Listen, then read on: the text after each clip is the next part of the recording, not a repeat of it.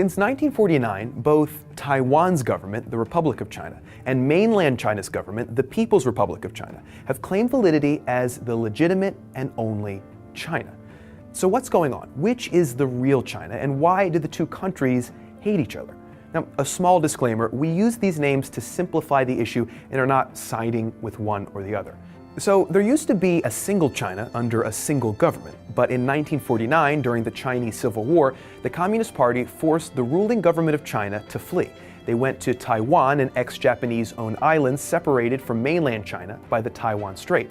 The Communist Party instituted themselves as the new Chinese government, and the two governments continued their war. The US, NATO, and most Western nations recognized the exiled Taiwanese government as legitimate. Meanwhile, the Soviet bloc and a few other countries recognized the new communist government instead.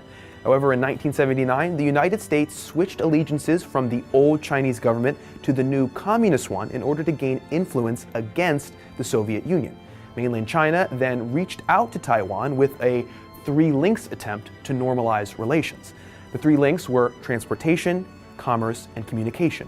In response, Taiwan implemented their three no's foreign policy with mainland China: no contact, no compromise, and no negotiation. But by 1987, Taiwan began allowing residents to visit mainland China, and both countries established institutions to deal with governmental relations. Interestingly, since there has never been a formal declaration of peace from either side, both countries are technically still at war today.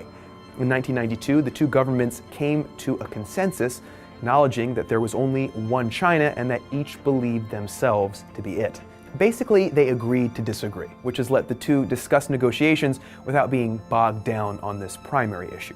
The opposition to this consensus has been the movement to make Taiwan an independent country with its own separate national identity. A third solution, called One Country, Two Systems, would establish Taiwan as one of China's autonomous regions like Hong Kong or Macau. However, in 2005, the mainland Chinese passed a law to prevent Taiwan from seceding by authorizing non-peaceful means to unify Taiwan back into mainland China.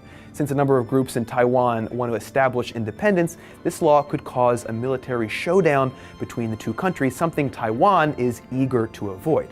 At the same time, many in Taiwan are content with the status quo of mutually denying each other's legitimacy. Since then, a 2014 meeting between officials from both countries marked the first direct government contact since 1949. From this meeting and several high-profile negotiations in the late 2000s, the two countries have attempted to increase their economic, trade, healthcare, and travel relations. However, the two countries still seem far from reconciliation due to the complicated and sometimes paradoxical nature of their dispute. Although each region has a unique story, China also has ongoing disputes with both Hong Kong and Tibet. To learn more about these complex issues, check out the videos we made right over here, and make sure you subscribe so you don't miss a single upcoming video from TestTube. Thanks, everyone.